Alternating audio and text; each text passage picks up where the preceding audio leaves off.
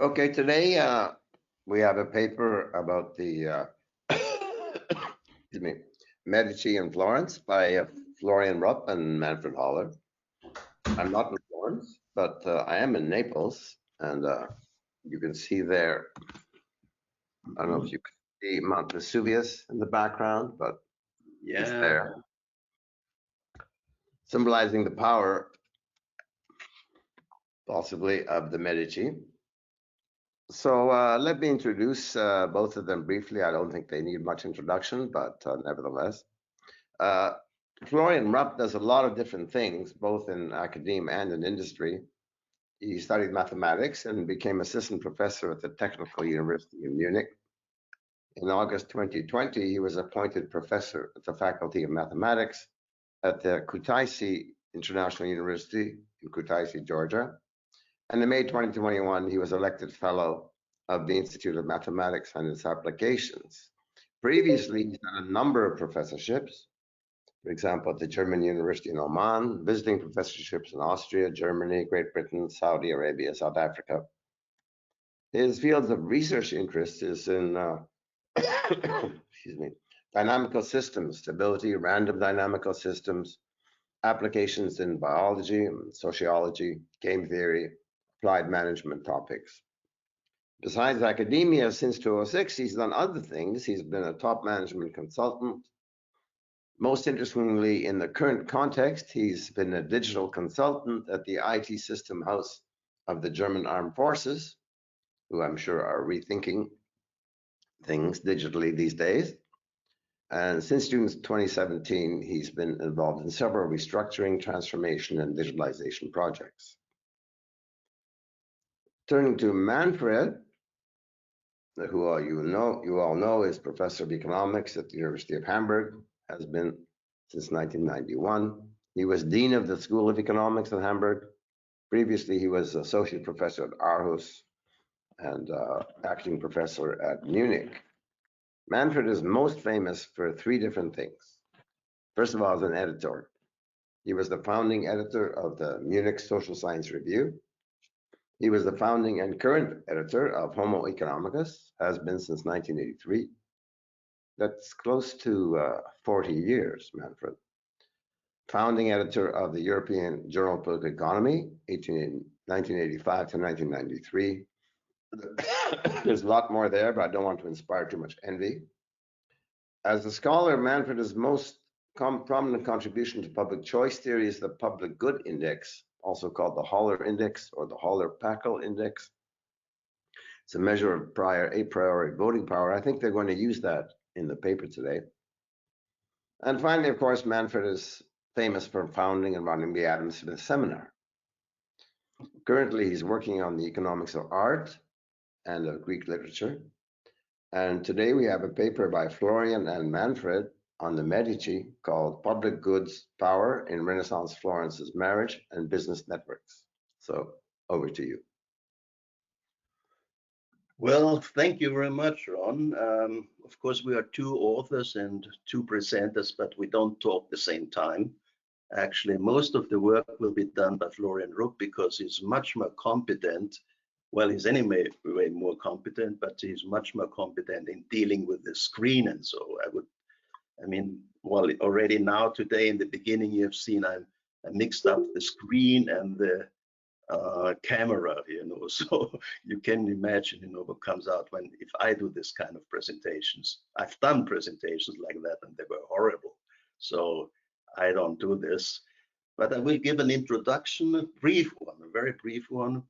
And then in the conclusion, I'll try to summarize a bit of the idea, because you will see the paper is technically, there's a lot in it, so you might be overwhelmed. When I reread it, the paper, and then I saw the slides, I was impressed, because I found always things I couldn't remember anymore. So it's interesting. Now, but back to Ron, actually, and now I vanished, but Ron is famous, very well known, because his analysis of dictatorship and recently about the religious topics, but his dictatorship analysis might in the end also apply to what we do today, because the Medicis in a way were a kind of dictator. The issue is, in Florence at the time, of the, 1400, 1300, 1400, 1500, the families were actually a kind of, they were the agents. So, I mean, families got rich, families got powerful, they got exiled, or they get executed. It was the family, and the family matters very much. But of course, there's a head of the family, and we will meet Cosimo, the old one, today very intensively. But we should not forget, that the family is, although it's a collectivity, it's treated as a unique agent. So we will talk about the interaction of the families in Medici, in Florence, in Medici Florence time. And what is also important is that, we ask the question, how does the power evolve? This is something like, how do families or how do dictators emerge? And here our platform, so to say, are the networks these agents are in. Networks matter. This is the story of or the heart of our paper. And now I give the word to Florian Rupp, and you will see some very nice transparencies. So, but thank you for coming, and welcome. Here you see Florence, Firenze. Look, Florian, the floor is yours. I shut up now. Thank you very much, Ron and Manfred. Yeah, the idea is to take you on a little time travel to to Renaissance Florence, dominated by powerful elite families, dominated by merchants, dominated by different families and their constructions. In particular, their interactions by virtue of marriage ties. Thanks to great historians who actually looked at the time span of several hundred years into these elite families, we actually have their varying connections. You see that in this time traveling graph, where different marriage ties form between the elite families, like the Albizzi, like the Pucci, and family ties break up, then new connections form, and over these hundreds of years, larger and smaller networks occurred. Some families for some time were out of these family networks. Some families stayed in these interaction networks like the Medici for long times, and so were able to govern the state of Florence, the state of the city, and the state of the little state in itself. So the graph continues to work here a little bit.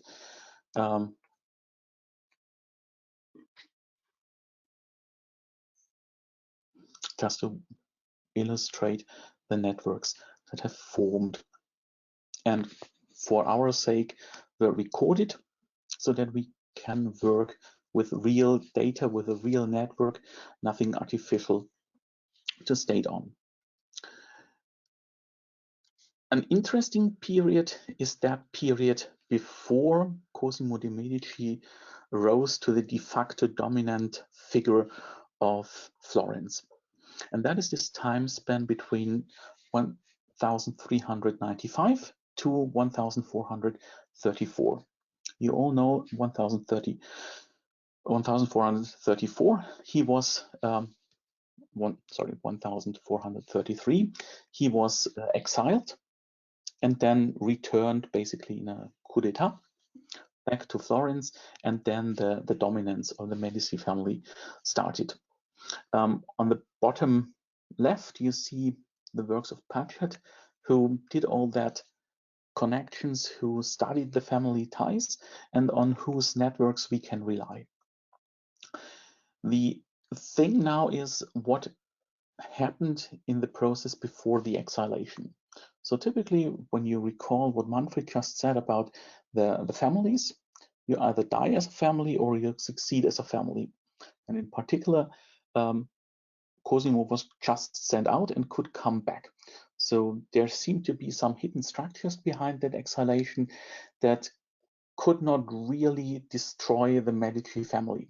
So there must be some power behind both the Medici prior to the exilation, as well as to those who actually then sent him to exile. And we wanted to understand how that worked and if we could capture power in that Florence family network with the tool of the public good index. Here, two networks overlaid, the different families that were during that time span of interest linked to each other in bold dark lines. And then upon that, you see in green dashed lines a business network connecting several families. When you, for instance, look at the Medici here, you see different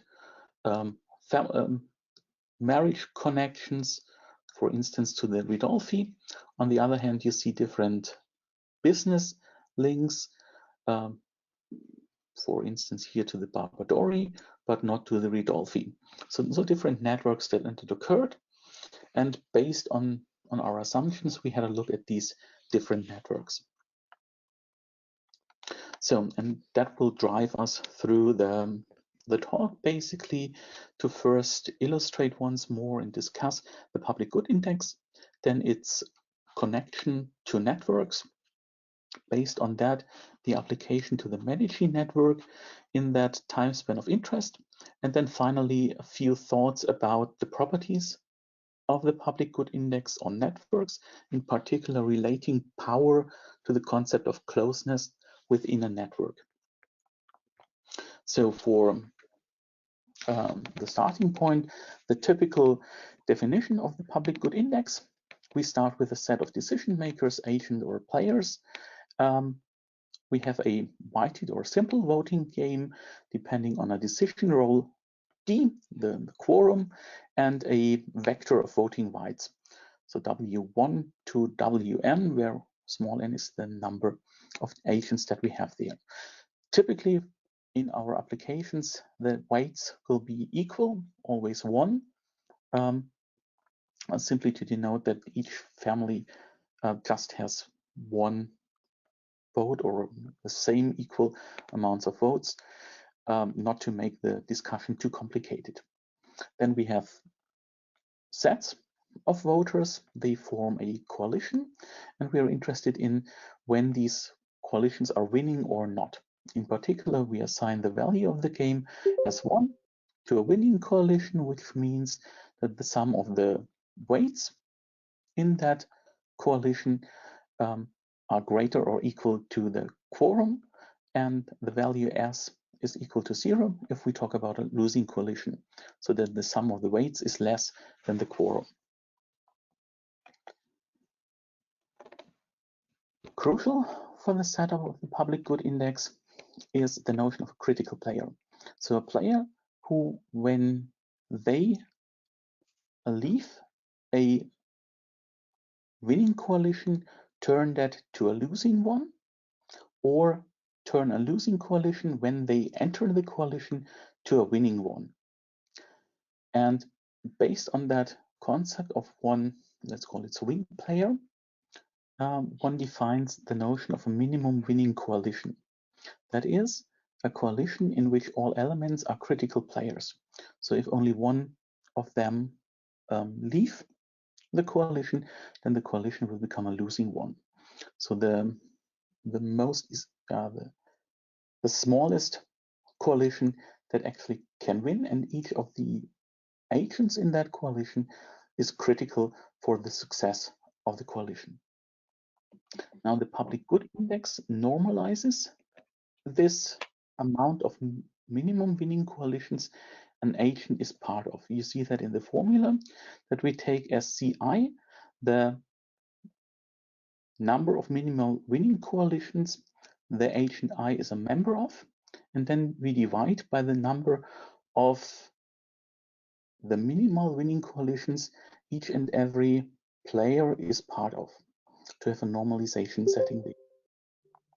The general assumption, and that's why the public good index fits quite well to the Renaissance family setting, is that the value in the coalition is not divided up. So everyone enjoys the whole outcome. There is, so to say, no splitting of the cake and no bargaining. Either you lose with the family and the coalition, or you win with that. So, for example, an easy system, you see that here is a set of 5 players. For simplicity, they all have the same weights 1. They are all connected to each other, so everyone can form a coalition with everyone. In particular, for these 5 players, the quorum would be 3. So a set of 3 equal players then would yield to a minimal winning coalition. You see all these minimal winning coalitions listed, in particular highlighted from the point of view of player 1.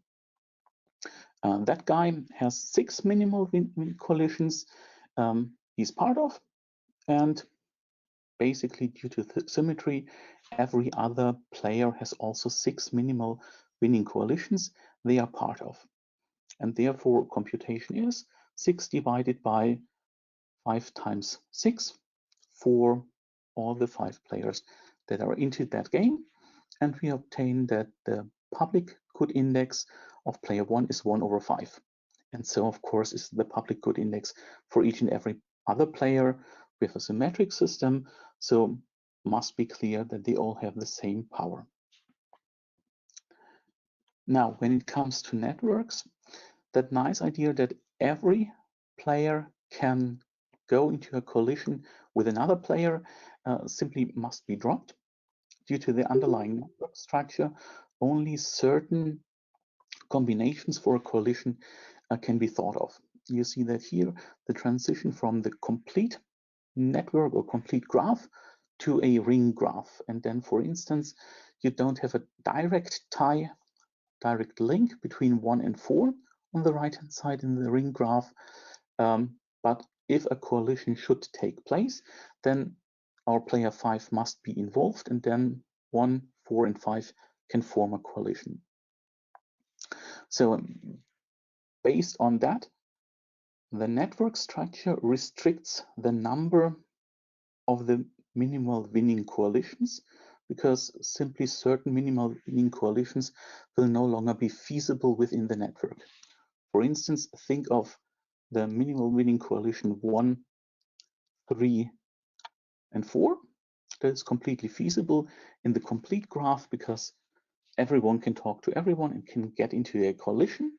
On the other hand, 1, 4, and 3 is no longer feasible in that ring structure because there is simply no connection that gets us to form a coalition between the 3 of them.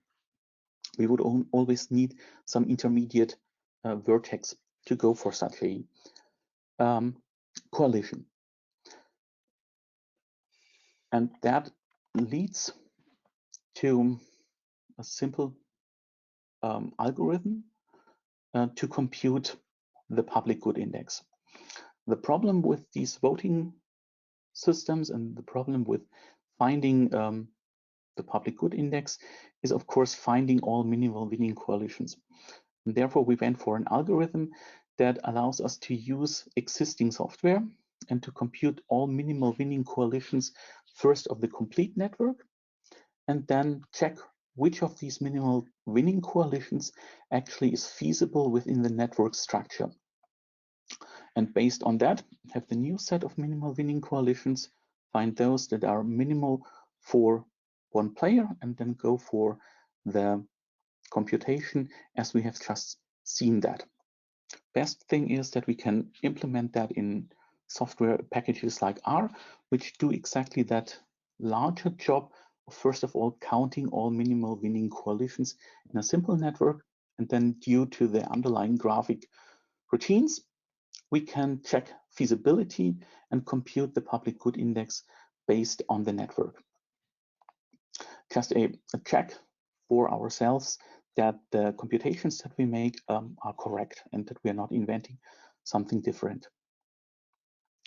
For instance, again, back to our ring network. In gray, you already see which of the minimal winning coalitions are no longer feasible. And then with the same arguments as before, we determine that on that ring network, all players have equal weight. In that case, again, 1/5. Here, the network still allows for some kind of a symmetry. Of course, networks can break symmetry, which we see in that line network. So here we have that little pearl necklace from 1, 2, 3, 4, 5. Again, more winning coalitions dropped out, but we see that player 1 and 5 are only part of one minimal winning coalition. Player 2 is part of 2 minimal winning coalitions. We have that here and here. So is player 5. So is player 4. And player 3 is part of 3 minimal winning coalitions. So the corresponding graph setting breaks the symmetry that we had previously. Well, and the computation now is the very same. We go for the number of minimal winning coalitions, say player 1 is, and then divide by the numbers of the other winning coalitions. So that would be then 1/9 for the public good index of player 1. And here you already see an interesting fact about power in networks, that then with the same weights, we can gain different outcomes in the power of the players, just in the way how they are connected and in the way how they are able to form coalitions with their other players.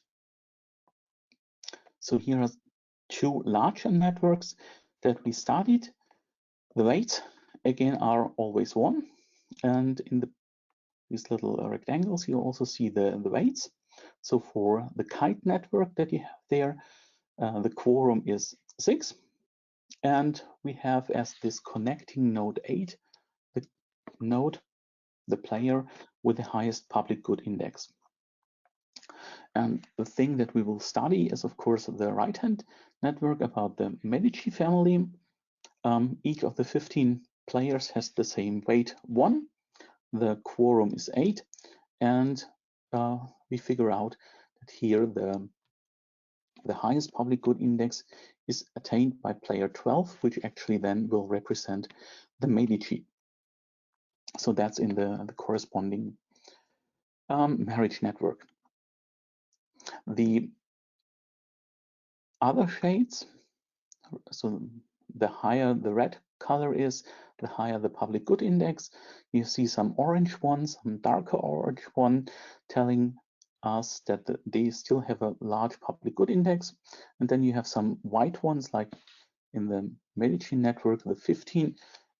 This player basically has no weight, has no power in the network structure. Okay, so with that to the marriage and business networks in Florence at that time, what we will do is we will basically go for 3 different parts to analyze the power of the Medici. The first one is based on the pure marriage network. Then what historically turned out is that 2 families, the Albizzi and the Guadagni, they formed basically a priori union, and based on that a priori union, we're able to exile Cosimo. Of course, as we are not able to add power indices, we need to recalculate the corresponding public good indices and see how the a priori union would change the value of the power within Florence. And then we take a little glimpse on the pure business network. So when we think about networks, of course, we're not the first one who did that. In particular, in the theory of networks and of graphs, there are more than 200 different measures that try to reflect the weight and the power or centrality that are within a network. And each may lead to different outcomes. You see that a little bit here on, again, the marriage networks of the Medici with that red dots encircled. They give the results of centrality based on different centrality measures. For us, the important thing was the public good assumption that winning coalitions or in winning coalitions, all members benefited, whereas in losing coalitions, punishment, exilation up to death may be based upon all of the members of the family. So here, the public good is actually the family that the people are in, or the coalition that they are in. So once again, our marriage network with a little bit more information about that. So you also see as highlighted as little stars, the super elite families, the old aristocratic family in Florence, those that were part of the network. Here the Peruzzi, the Strozzi, and the Albizzi. And before the de facto dominance of the Medici, they typically tried to avoid marriage with the newcomers of the Medici, and some were only part in that extended marriage network there. Now, based on our computation rules, you see the corresponding values for the public good index, the public good value, and in particular then the ranking within the network of the families. So public good value, simply the number of coalitions that the corresponding family is part of.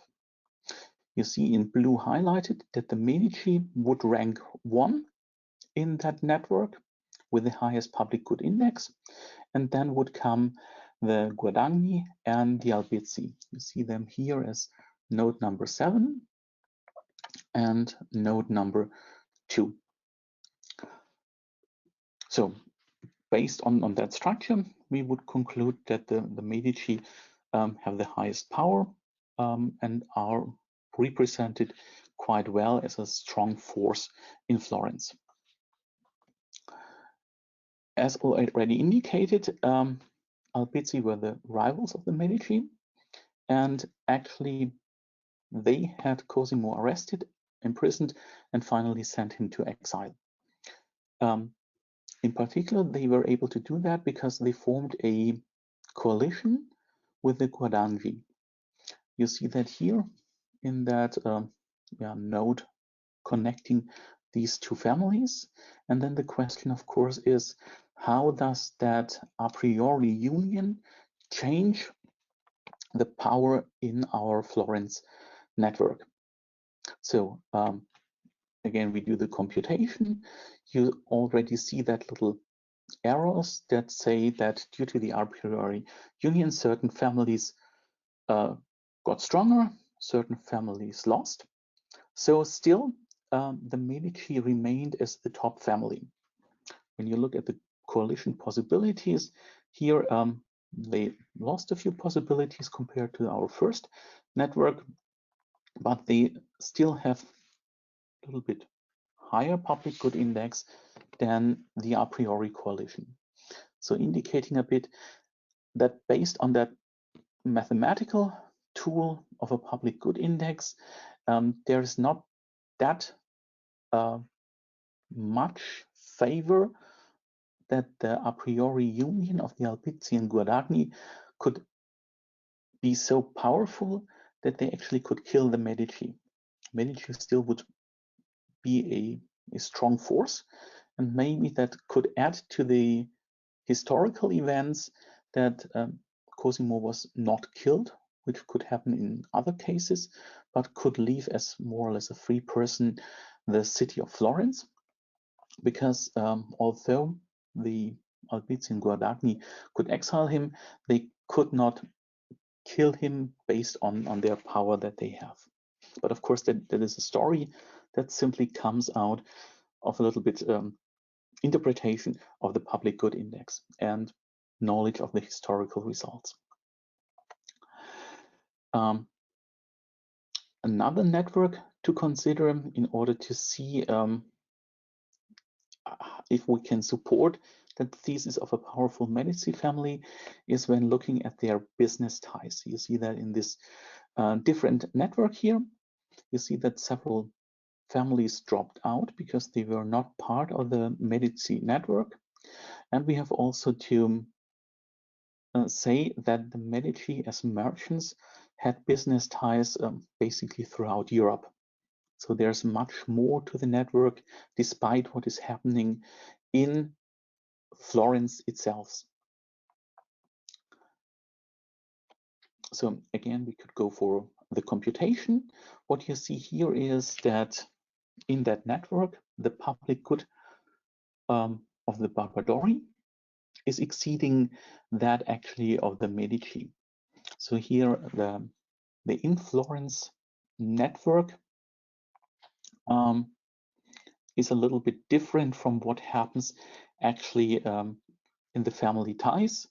You also see that Medici and Peruzzi, so that node 11 here, have the same public good index. So within that network would have the same role and the same power. Historically, the Medici did a rather interesting thing with balancing power. Here you see a map of Florence, Renaissance Florence, divided into the 4 quarters. You see the Medici quarter here. In green, we have the marriage ties, and you see that the marriage ties basically were to families who lived in different quarters. Whereas when you look at the orange nodes, that would be only network nodes when they had business ties. They had the business ties within their own quarter. So spreading a little bit their power and influence over the whole of Florence, and then being able to basically hear rumors and ideas from all over Florence. Okay, so far for the application of the public good index on networks, and now a little bit to understanding properties of that network-based power index. So for that, we ask the question whether it's good for a weak player to be connected to a powerful player. So there are 2 trade-offs to think of: either that the strong player may exploit the weak player, or that the weak player may gain power through that connection to a powerful player instead of being connected at another place of the network.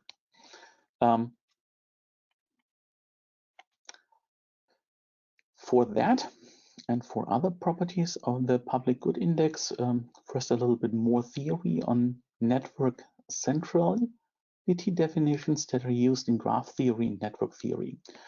One of these centrality measures is the degree centrality. The degree of a vertex is the number of other vertices that vertex is connected to. For instance, here in the kite network, we see that node 4 is connected to 1, 2, 3, 4, 5, 6 other nodes, whereas say our node 9 is just connected to 2 other nodes. So the degree centrality of node 4 is 6, and the degree centrality of node 9 is equal to 2. And then, of course, it's just taking the maximum. And here one would immediately see that node 4 is the degree centrality winner in the kite network. Closeness centrality, that is the vertex such that the average length of the shortest path between the vertex and all other nodes in the graph is measured. Distance with respect to the number of edges that are between the nodes. And as we're talking about shortest distances, can think of that as some kind of a reciprocal value to farness when you would like to travel on a street network, especially exploited there.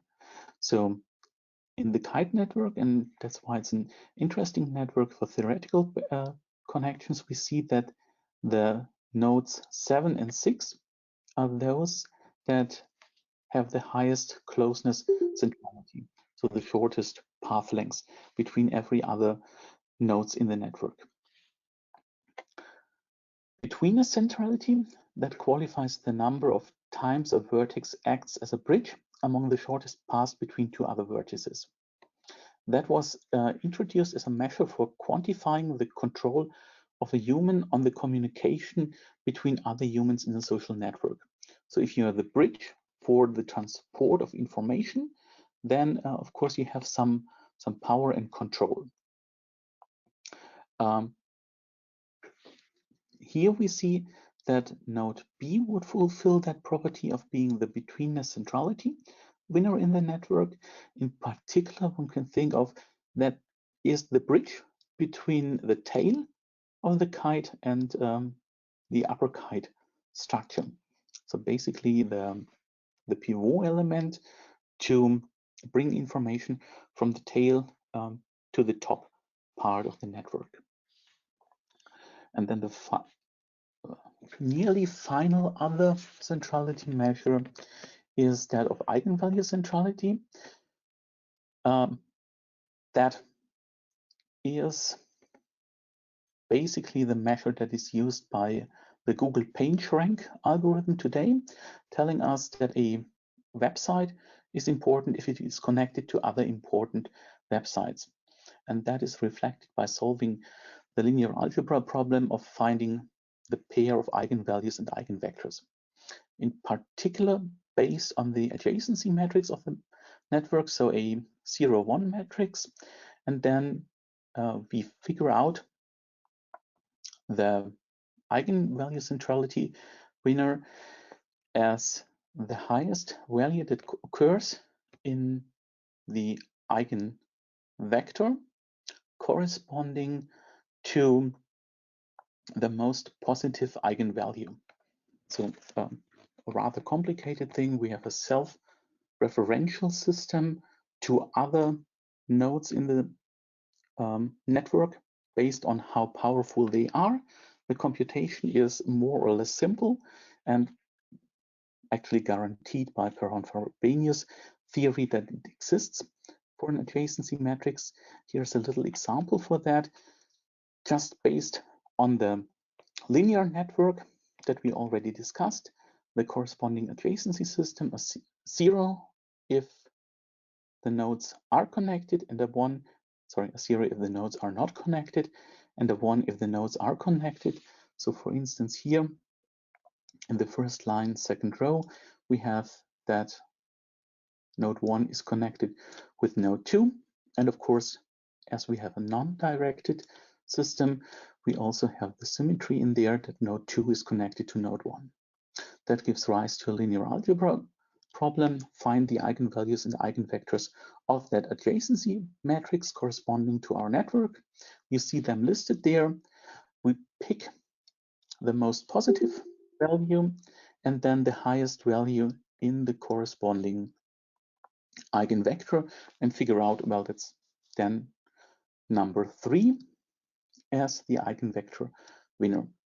And of course, one can do that with more complicated structures, like here with the kite structure. And then it turns out that is node 4 again, so the same as the degree winner in that specific case. Okay, So now we apply these different measures to different networks. The Medici network, here things seem to be clear. Medici are the winners in the public good system, in the betweenness system, in the centrality system, in the degree system, and in the eigenvalue system.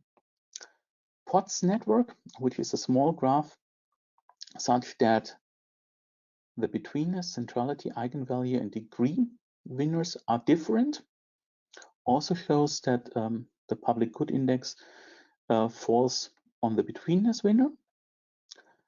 And in Everett's network, also a small network with different eigenvalues and closeness betweenness systems.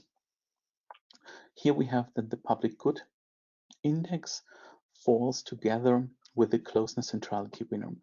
So showing that we really have, with the public good index, some value for the power or centrality in a network that is different from already existing notions of centrality.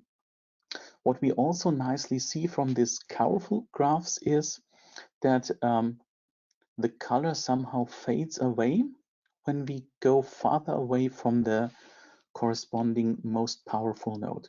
So here we have a dark red thing, then we get some kind of a circle of not so dark red nodes until then to the ends of the networks, we see that the power is fading away.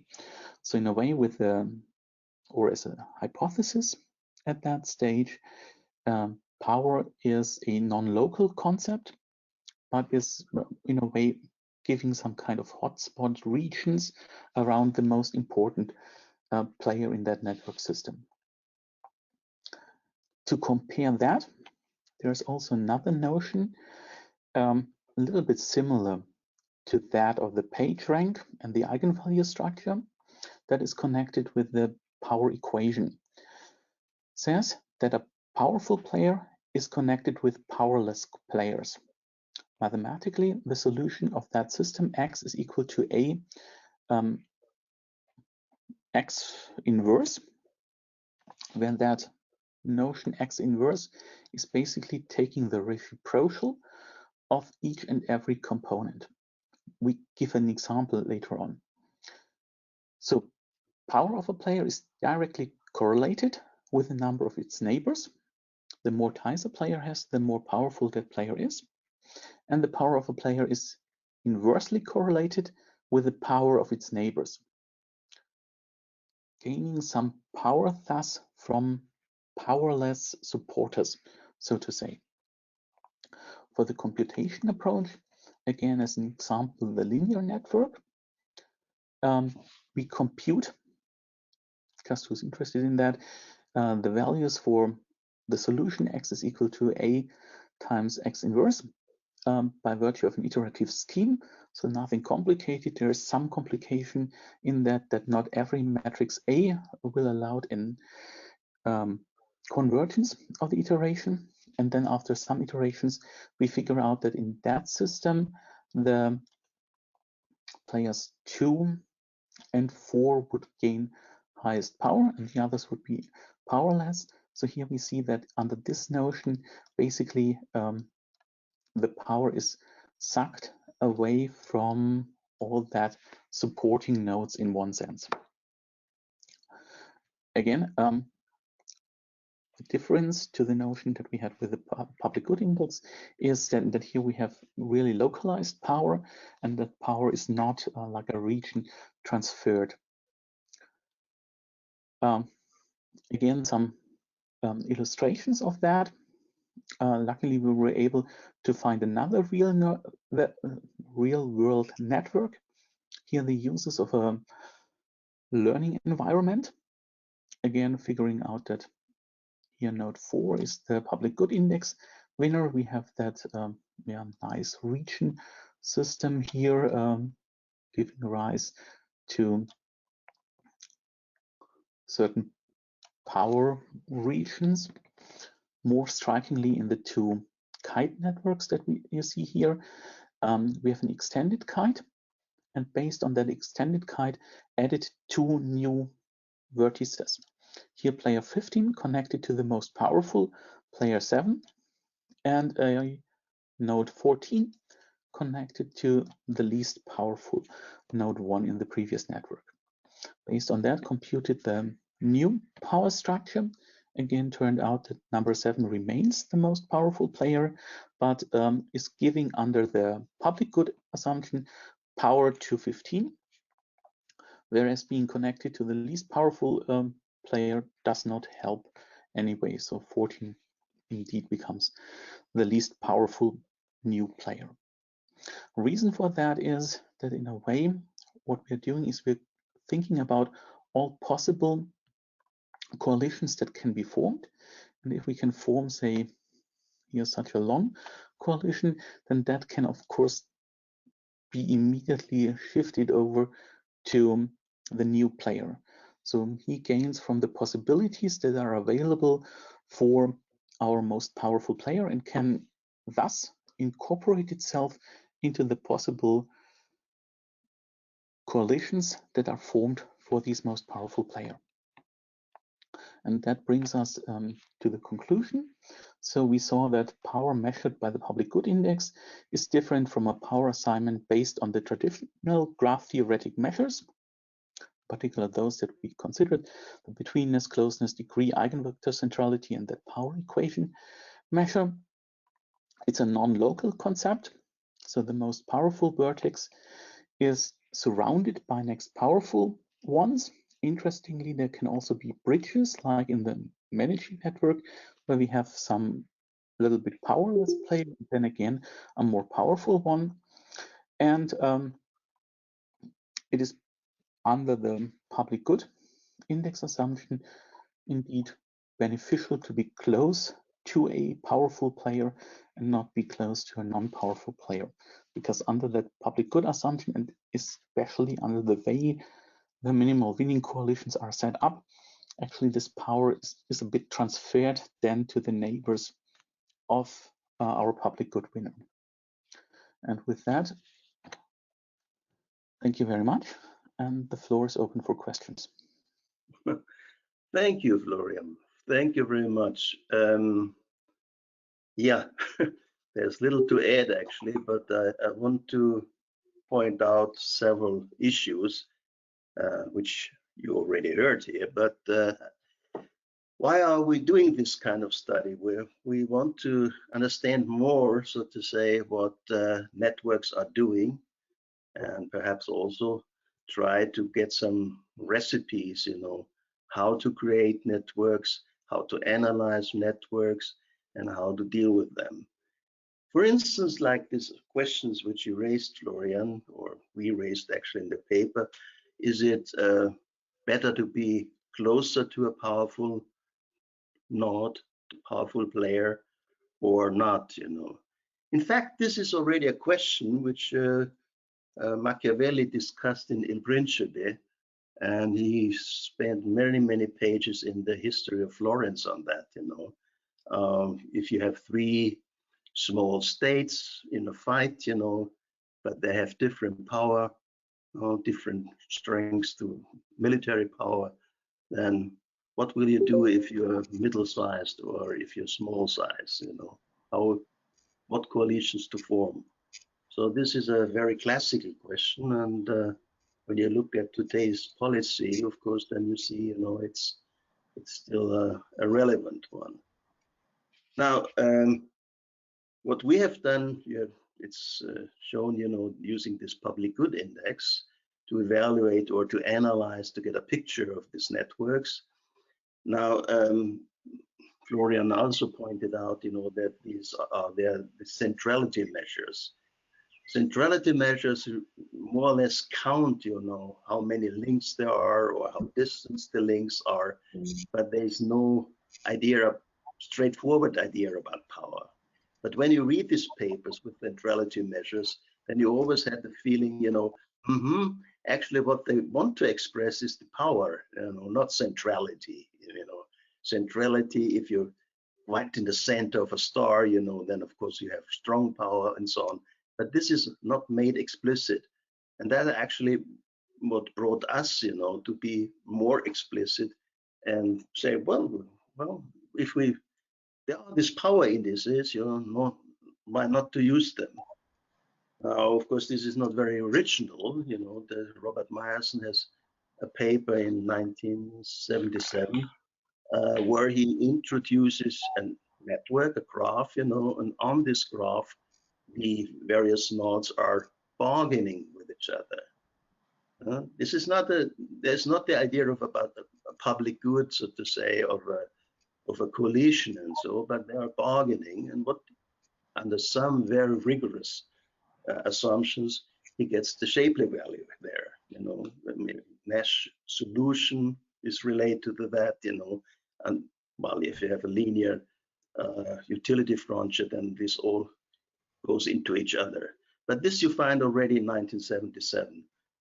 But we had the idea that many network relations are quite different, and that, for instance, there's in many networks actually coalitions which are in this formed by these networks or within these networks have this public good property that everybody benefits from it or suffers from it, and there's no sharing within the coalition. In the Florence, this time, it was very dramatic actually on that. Many of you are probably familiar with the Pazzi conspiracy in, was it 1478? It must be, when some of the Pazzis actually were ordered, or well, actually the Pope was involved too, but they wanted to kill the Medici brothers, this Lorenzo, who became Lorenzo Magnifico, and Giuliano, his brother, in the church, which is not a polite way to interrupt the mass, But anyway, and Giuliano was killed, and Lorenzo was not killed. And then there was the support, of the city to the Medicis. It was a bit of a surprise to the Pazzis that the city, favored the Medicis, perhaps of the network, we don't know yet. But anyway, what happened then, that Pazzis, all members of the Pazzi family were killed, executed, and all that, irrespective of whether they were involved in this conspiracy or not. And that was this family idea. And I'm afraid to say, that this family idea still exists somehow, when you look at, at wars or operations, then, there might be a dictator, for instance, like Cosimo de' Medici, starting some operations, and then all members of his family, are under the threat, to get punished, let's say, So it's this structure, which it seems, it's renaissance, but this structure survives, up today. And I don't know how to do it differently, but it's interesting, that we still can see this aspect. Then also the aspect, how a dictator becomes a dictator, so to say. This is probably what Ron analyzed, or probably that what he analyzed also. It's, it has to do also with networks, It's maybe a small network, a minimum winning coalition, can create a dictatorship, like in the case of Medici's in Florence, So I think, well, we enjoy the work. And we gained some preliminary insights. Well, very preliminary, I would say, but it was, it clarified something. Yeah, I also hope that it inspired you. Well, of course, most of you have heard about these things already or done work in this area. So, well, I ask for questions now. Okay, thank you. Hello, Professor Holler. Can you Yeah. hear me? Yeah. Yeah. Are you talking about the public good index to measure some network effects or not? Because Django, it's Louis. Are you Django? Louis? Yeah. I can hear you, but I cannot really see you. You're a Lee, huh? Yeah. You're from Yantai. Oh yes, from Yantai. Oh yeah, he's my co-author. You know, welcome. Yeah. He worked on the public value, so you know. Okay. Yeah. Wonderful. Come on. Yeah. Sorry, had to find out. You know. So do you use the public good index to measure some power in the business network or some power structure? Or? Well, I mean, it's relevant, you know, whenever there is no sharing, you know, if a group can accomplish something, you know? But the benefit of the members is the success of the group, you know. But there's no sharing, you know. And there's very often, I mean, a family can have a nice party, you know, and you don't have to share it, you know. If you contributed to it, then you were essential, and then you had power. In that way, if you didn't contribute, then maybe somebody started to cry or whatever. Think about Christmas and so, you know. So that's the idea. And the public good index does this, you know, that it measures, so to say, the value of a coalition, but not of the individuals. Of course, in the end, you know, we break it down, you know, what is the contribution so to the people? Because when you have a minimum winning coalition, then that you are part of a minimum winning coalition is your contribution.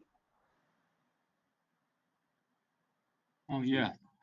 You know, if somebody else enters and this one is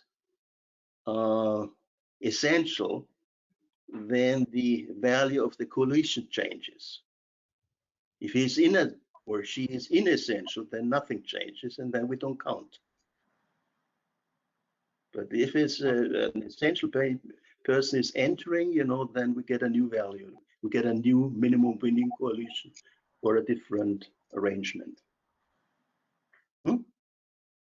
Oh yes.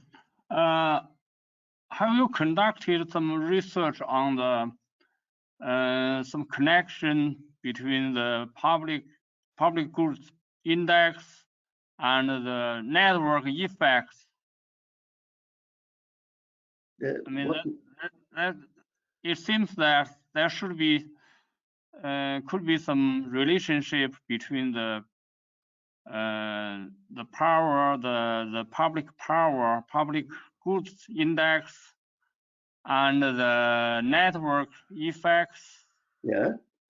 Maybe behind the network effects, there could be some kind of power. I mean, market power.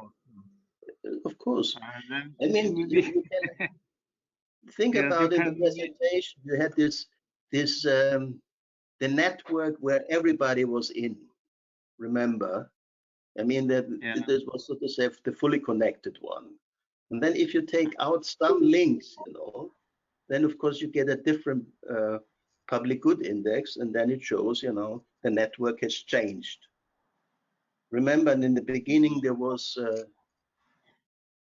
1, 2, 3. I think it was 6 nodes, you know, and then Florian has taken out some, you know, and then we got different weights, you know, and that shows, you know, there's a strong relationship, let's say, not strongest evaluation, but a relationship between network structure and the public good index, which is, I think, quite natural. When you look at the algorithm which was presented, you know, first You present all minimum winning coalitions, and then you ask which minimum winning coalitions are feasible given that network. And then get our result. So if a different network is the same game, but with a different gamma network, then you get different results in general.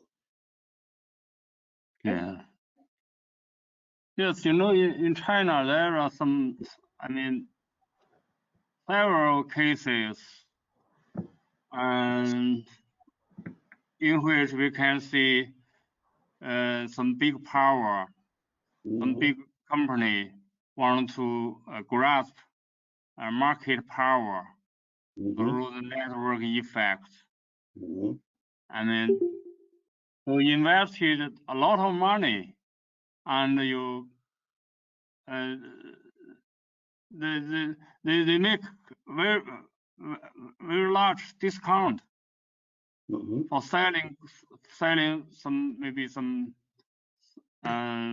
goods, some vegetables, fruits, and the goods for daily life. But they don't earn money actually. They just put money and to catch the market power, to catch the market share.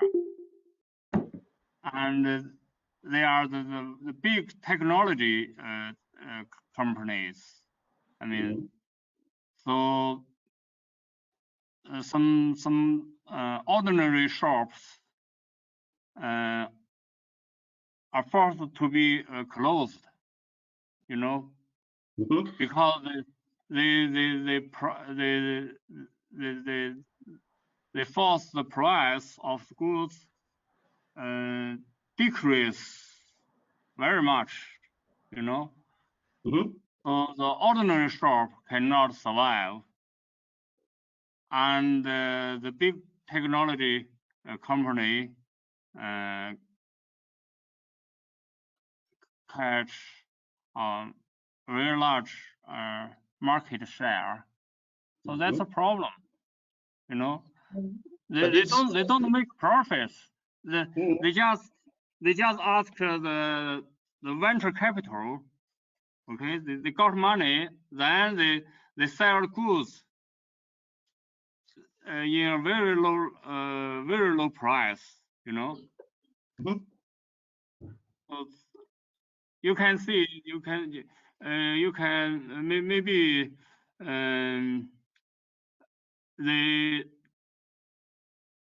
the behavior of the big technology company can be considered as some subsidies for selling, something like that. But Django, this phenomenon you describe, we have as well in at least in Germany, or I can say Europe. It's very common, and these companies, well, it was said that Amazon is something like that. Maybe it's no longer. Oh, yes. These companies, they don't make money by selling, but by the increase of their value. It's very funny, you open a company like that, at least in some cases, you open a company and then the price of your shares go up. And if you're the owner of the company, you're happy, you can sell the shares and then you don't care, whether the company makes profits or not. Of course, the expectation is, that it makes profits, because otherwise you don't buy the shares. But, you also buy shares, people also buy shares just because they expect the shares will increase in price. And that has nothing to do with what they sell, these companies. Can I join in here? Sorry, thank you. I don't understand why this is relevant, because we have the public goods assumption, which is at the root of this analysis. I agree that we need to look somewhere else apart from Florence for more data, because it isn't enough to look at these concepts with just one data set. And where else are we going to find such data? I mean, there's data from Florence. There's amazingly good data. And I wonder where else. I was wondering about medieval Japan, perhaps, or in my own country, Scotland. It was in many ways, medieval Scotland was in many ways like Florence, except the people there weren't so clever. Does anybody else know where else we've got useful data that could be inputted? So I had problems to understand you, but I tried to respond. Yes. So you're worried about this public good assumption? Yeah, I mean, it seems to me the public good assumption, Yeah. as far as the mathematics But is concerned, that's what's Yeah. But you useful see, to you. I worked, no, it's exaggerated, but I published, I didn't work, but I published on collective responsibility. And the idea to assign, responsibility, yeah, there is something happening, a crime, a war or whatever, and then we always look for some reason or responsibility. And then we assign responsibility. But this responsibility you cannot share, cut in slices. Everybody who is in this set, let's say everybody who is German, is responsible for the Holocaust, at least under some, assumptions. But I don't see how it's useful to talk about responsibility, an ethical consideration here. but, The real issue is, if you want the mathematics to work, is when people vote for something, do they all get the profit, or is it somehow shared? And I don't. Where are you going to get any data about responsibility? I mean, everybody will have their own opinion. Every sociologist will have a different opinion. We need some data, good data, to test the concept. And one set of data, the Florence data, isn't enough. And I'm wondering where else data could be found. And the Florence data is such magnificent data. Somebody must have worked really hard on that. And where else has this kind of work been done?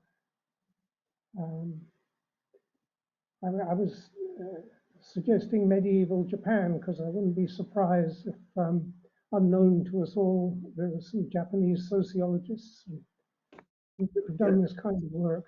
And even one set of data like the Florence data would be immensely useful. Well, now my answer to that is there are thousands of cases in history where you had this kind of collective responsibility, or where the result was said, well, this is the set of people who did it, so to say, and everybody who is in the set is now held responsible. There's so many cases in all histories. I mean, this is not, I think history is written by that. I think this way of thinking about it is too fuzzy to be a real test of these indexes.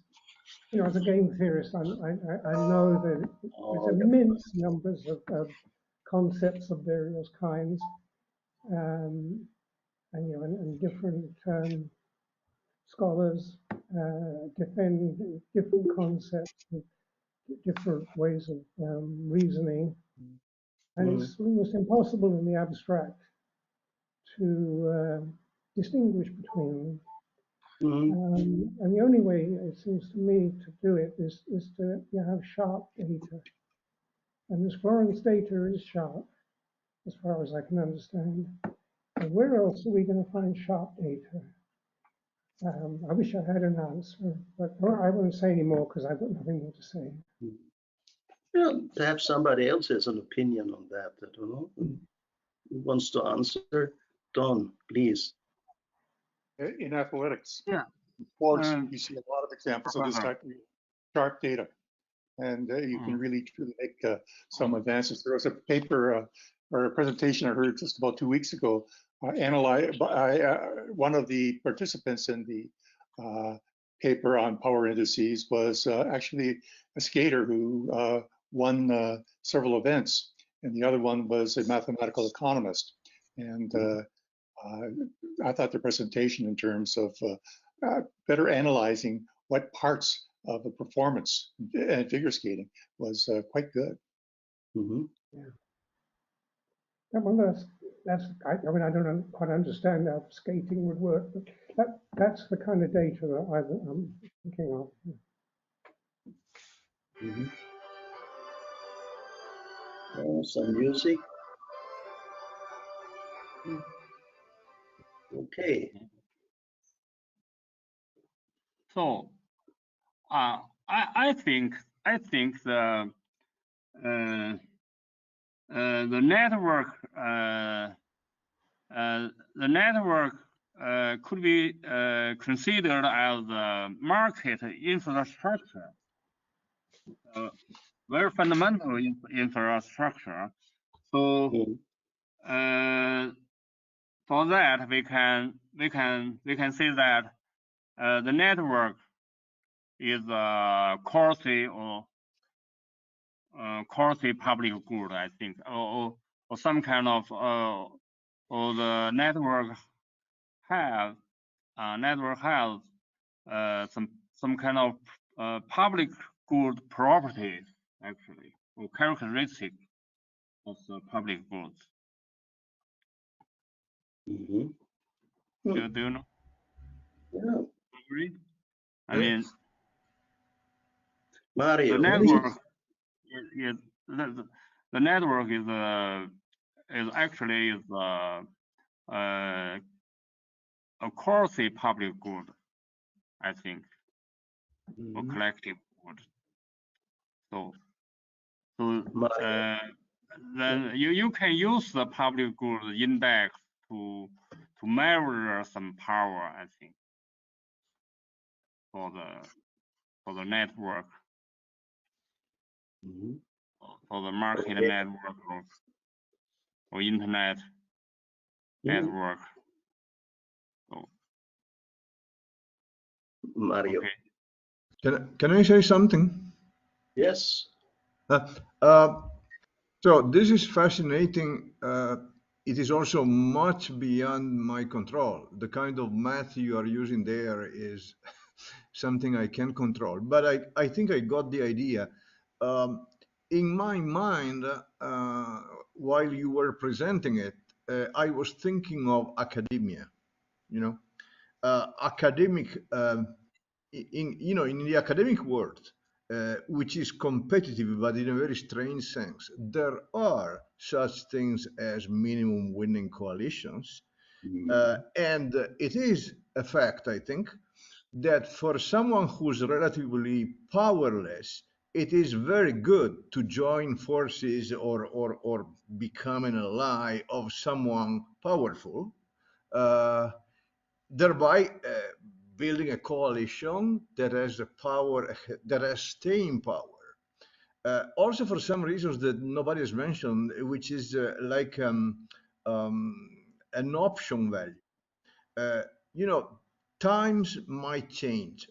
Some upstart, some new powerful coalition may arise and challenge our power. So being connected to within some powerful group is a good thing to have, right? It's a protection against unknown, just in case. So I see the point of your viewing the benefit produced by this coalition in Florence as a public good, in this sense, a public good which is not shared by, jointly consumed by the group, by the winning group or whatever it is. It may not have general validity. So I take the criticism by Ken Bigmore on this. but in some cases, I think it does have validity. So I think the academic application could be something that somebody should think about. Thank you. Thank you, Mario. Thank you. So this is, well, we never said, you know, that this public good idea always applies. It's the same in economics, of course. There are not always collective goods, you know, I mean, or public goods. You know.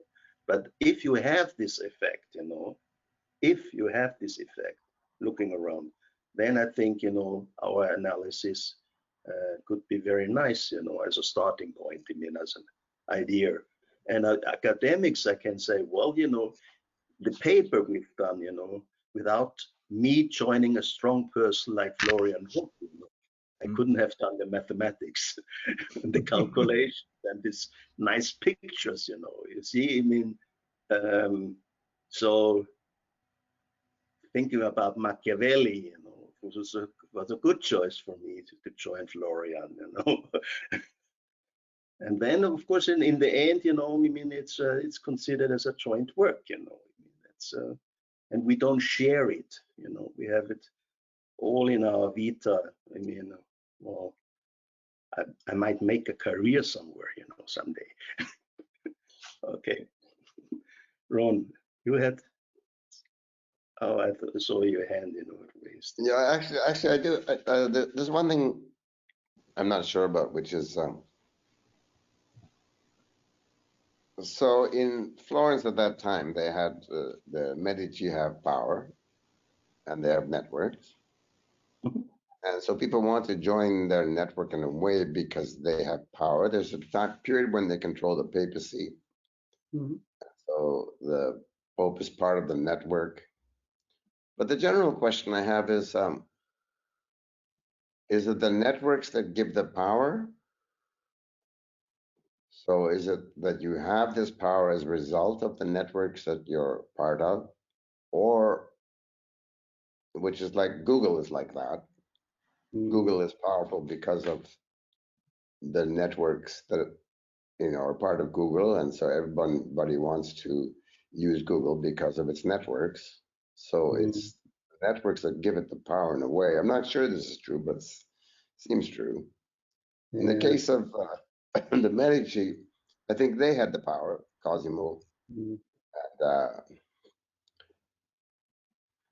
and because they had the power, they were able to form the networks. But do you have any idea about the causation between the networks, the power? I guess there's no concept in there, or is it simply a measure of either one or the other? No, well, just ad hoc. I've never thought about it, you know. But I think, you know, when you take the Google network, you know, then Google itself would be kind of star network, you know, and Google would be in the center. You see, you're missing the point about but this is what minimal coalition.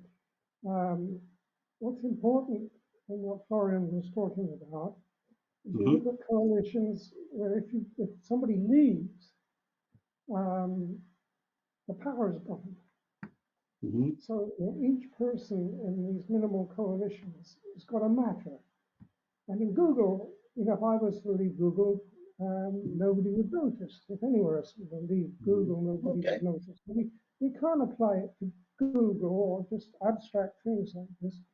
In order to use these ideas, you know, as Manfred was saying, you know, the public goods assumption doesn't apply to anything, it only applies sometimes. And this minimal coalition concept only applies sometimes. So what we've got to do is look around for other cases where these assumptions actually do apply. And, you know, philosophizing about it isn't going to help us. It just, you know, take us into fuzzland. Yeah, but there's still a question in general about this kind of analysis, which is very interesting. Yeah. Whether what does But as Manfred says, what is the cause of the power of the network? This in 1977. I beg your pardon? Roger Morrison, not only Roger Morrison, but a whole raft of people were considering these issues in general in the 1970s. And that was basically what game theory was in those days. And they thought very clever thoughts. But where did it go? It didn't go anywhere because where are you going to find the kind of data where their ideas work? And it's not going to be in general. It's only going to be in specific cases, because the only way anybody, including Florian, has been able to go anywhere is by making specific assumptions. And they're good assumptions as far as I can see. And it seems a shame to philosophize and philosophize until you've lost everything that's worthwhile in the mathematics. I agree with what Ken is saying there, and I think that what happens is there are many, many different explanations for things. To take what Ron said in terms of did the network, arise and the power arise because people want to hang on to someone powerful, or is it the explanation we have? And as a mathematician, I can see right away where you can try to throw in some dynamics into the power indices type things, which I don't believe has been done. And I think that would be there was a bit of dynamics in Florian's exposition. If you notice, in the case where he showed us a little network of 5 individuals, and the 2 guys in the middle, not the one guy right in the very middle, but the 2 guys,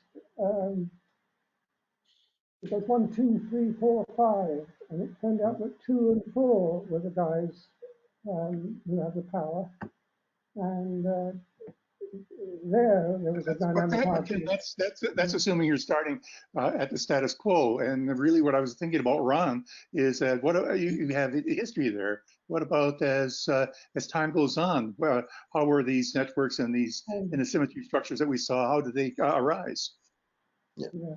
No, I think that there's literature in this that you probably know as well.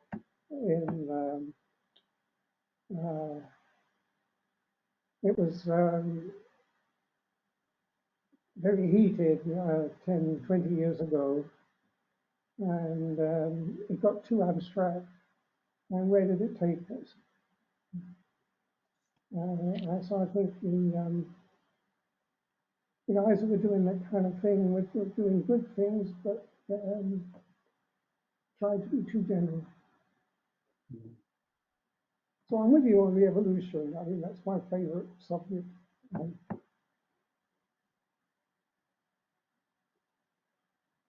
Yeah. I should congratulate Florian. There's good new ideas and applies in Florence. Let's find somewhere else where it applies. That's all I'm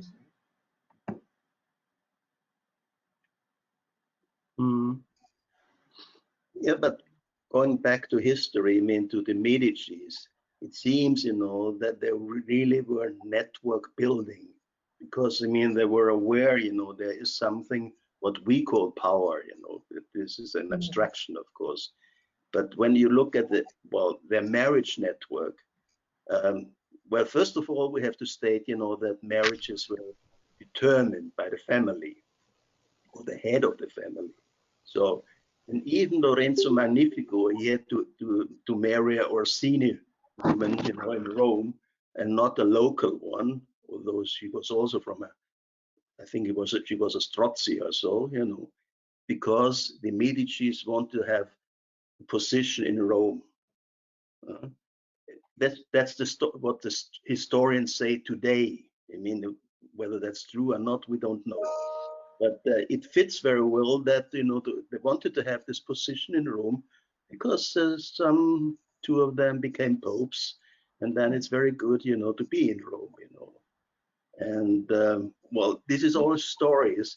But what I want to point out here is, if this story has some truth, then building networks are related to the finding of power or to creating of power. And the question of whether networks are before there and power afterwards, or nobody disputes this. the same. Nobody disputes this. I mean, everybody understands that networks matter for time. Yeah. So that philosophical point is established. Yeah. And not only established, but long established. I mean, you mentioned Machiavelli, read Machiavelli. Not so long ago. It's still alive. Yeah. We still have it.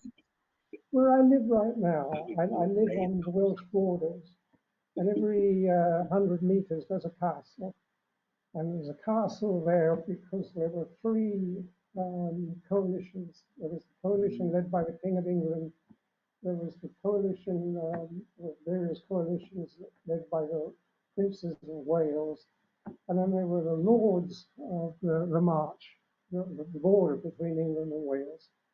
And coalitions matter enormously because there was always the possibility that I mentioned these three groups, and if two of them beat one, and then over history you could read it as coalition 1 and 2 formed, and then coalition 2, 3 formed, and then coalition 3, 1 formed, and just went on and on and on. And because it doesn't fit Florian's model at all, because none of the requirements of Florian's model apply. So it's no use looking at Wales, it's no use looking at France, it seems to me. It's no use looking at markets, because markets don't apply at all. Where is somewhere that fits? And it's hard to look for it, but it has to be looked for.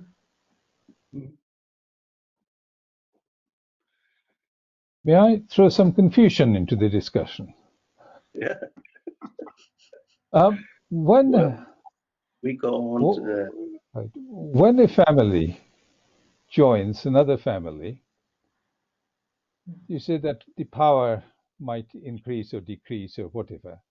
Now, what's the metric by which we are measuring these gains, and what is the formula by which we are measuring the sharing of the gains? Well, some of these indices and also the public good index, they are not monotonic and they suffer of kind of paradoxes.